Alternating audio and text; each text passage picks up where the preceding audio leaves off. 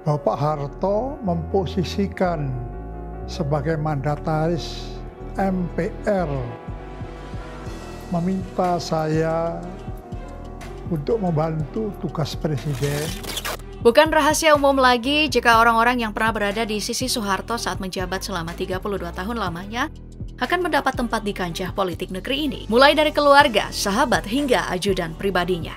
Dan tak heran jika beberapa sosok ini jadi pembesar Republik Indonesia, bahkan setelah Soeharto wafat.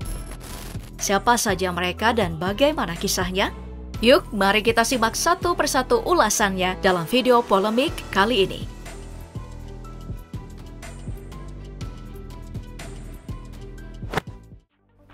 Di posisi pertama ada sosok Wismoyo Arismunandar.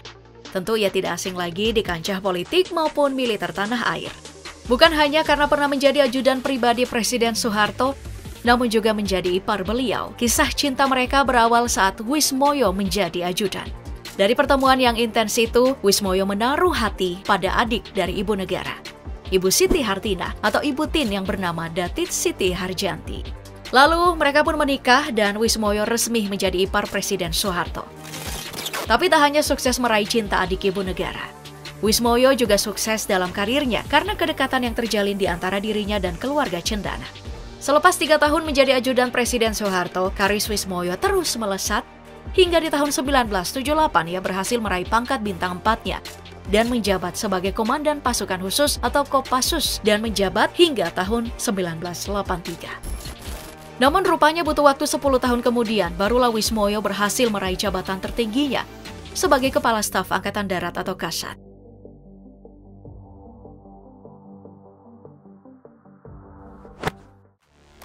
Selanjutnya ada Tri Sutrisno. Ya, beliau juga pernah merasakan berada di posisi ajudan pribadi Presiden Soeharto. Dirinya saat itu ditugaskan untuk mendampingi beliau selama 4 tahun lamanya.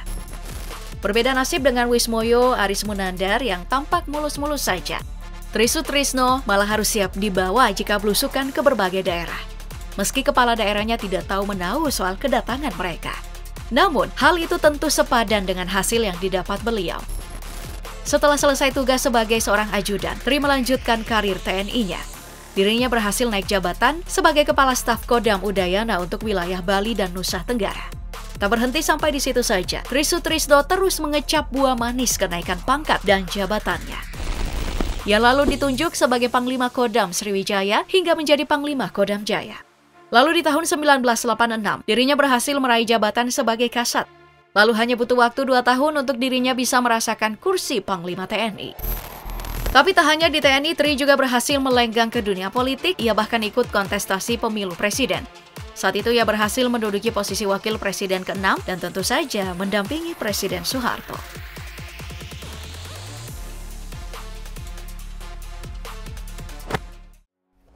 Sosok lain yang juga akhirnya merasakan posisi strategis di politik adalah Wiranto. Mungkin banyak yang mengenal beliau sejak terjun ke dunia politik. Namun siapa sangka karir gemilang Wiranto juga dimulai setelah ditugaskan untuk mengawal Presiden Soeharto. Saat itu ia juga menjabat selama 4 tahun, lalu kembali ke TNI dan meraih banyak posisi penting. Mulai dari menjadi Kepala Staf Kodam Jaya, lalu menjadi Panglima Kodam Jaya. Dirinya lalu berhasil menempati posisi sebagai Panglima Kostrat, lalu menjadi Kasat. Dan puncaknya, ia berhasil meraih jabatan orang nomor 1 di TNI sebagai Panglima TNI. Tapi tak hanya itu, karir gemilang Wiranto juga sangat tampak saat menjabat posisi tertinggi TNI itu. Ia juga merangkap jabatan sebagai Menteri Pertahanan Keamanan atau Menhankam di tahun-tahun terakhir kekuasaan Presiden Soeharto. Rupanya, karir politiknya terus berlanjut sampai Presiden Jokowi menduduki kursi orang nomor 1 negeri ini. Di awal pemerintahan Presiden Jokowi, Wiranto didapuk sebagai Menteri Koordinator Politik Hukum dan Keamanan atau Menko Polhukam.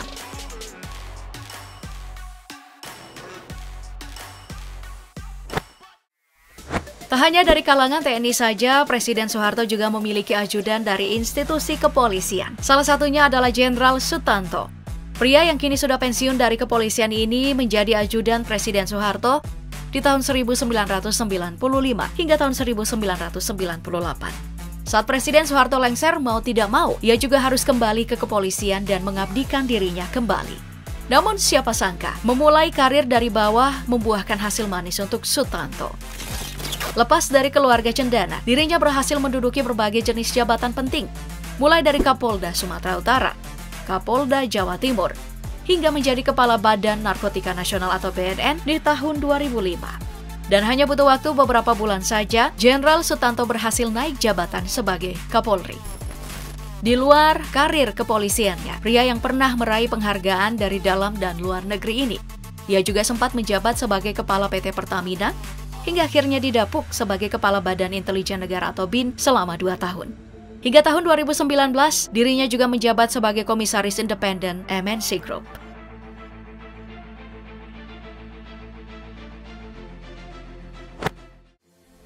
Selain Sutanto, sosok lain yang juga pernah menjadi ajudan Presiden Soeharto dari kalangan polisi adalah Jenderal Kunarto. Saat itu ia ditugaskan sebagai Pas Pampres di tahun 1982. Setelah menyelesaikan tugasnya, karir moncernya pun terus berlanjut hingga berhasil meraih jabatan sebagai Kapolri. Setelah pensiun, ia lalu menjabat sebagai Wakil Ketua Badan Pemeriksaan Keuangan atau BPK, mendampingi JB Sumarlin. Meski kini sudah tiada, namun jasa Kunarto terus melekat di hati anak buahnya. Sosoknya yang terkenal sangat sederhana dan jujur membuat karirnya turut cemerlang meski tidak lagi bertugas di kepolisian. Berkat sifat yang dimilikinya, Kunarto disebut-sebut sebagai sosok polisi yang punya integritas tinggi, selain Jenderal Hugeng Imam Santoso.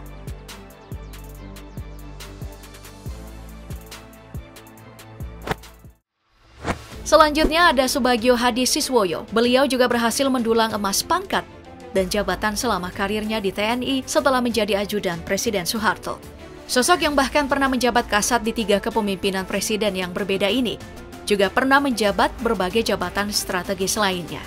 Mulai dari jabatan Komandan Kopassus, lalu menjabat Pangdam di Ponegoro, hingga ditunjuk sebagai Wakil Kasat dan jabatan terakhirnya sebagai Kasat. Meski tidak sempat mengecap jabatan sebagai Panglima TNI, namun sosok Subagio juga termasuk yang paling diperhitungkan di TNI.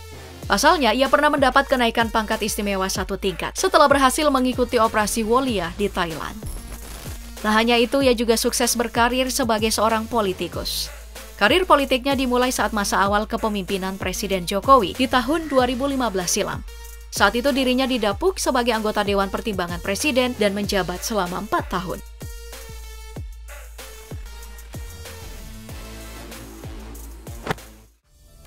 Edi Marzuki Nalapraya juga menjadi sosok pembesar negeri ini setelah menjadi ajudan Presiden Soeharto.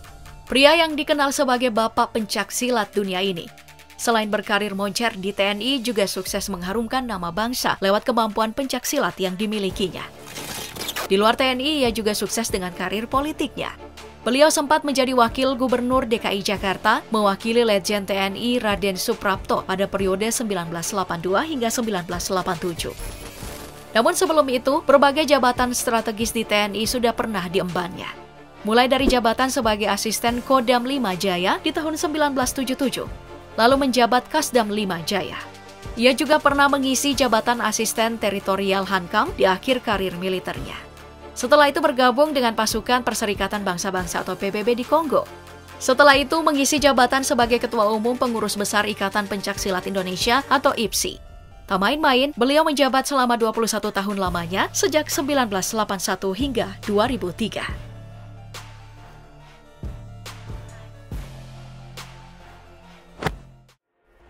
Berbeda dengan Syafri Syamsuddin, setelah menjadi ajudan Presiden Soeharto, Syafri harus merasakan panasnya gejolak konflik yang terjadi di Jakarta di akhir masa kepemimpinan Soeharto. Saat itu dirinya masih menjabat Pangdam Jaya dengan pangkat Mayor Jenderal. Demo besar-besaran yang akhirnya meruntuhkan kekuasaan Soeharto itu memaksa Syafri untuk mengambil langkah cepat untuk menangani kerusuhan yang terjadi. Berkat tangan besinya, Syafri dan prajuritnya berhasil meredam situasi yang mencekam itu. Selain menjabat Pangdam Jaya, Syafri juga berhasil menduduki jabatan lainnya setelah menyelesaikan tugas sebagai ajudan Presiden Soeharto. Mulai dari Adserkasum TNI di tahun 1998, lalu diangkat sebagai staf ahli Polhukam Panglima TNI. Setelah itu ia ditunjuk sebagai Korsahli TNI hingga menjadi Sekretaris Jenderal Departemen Pertahanan di tahun 2005. Dan di tahun 2010 menjabat sebagai Wakil Menteri Pertahanan yang saat itu dijabat Prof. Juwono Sudarsono.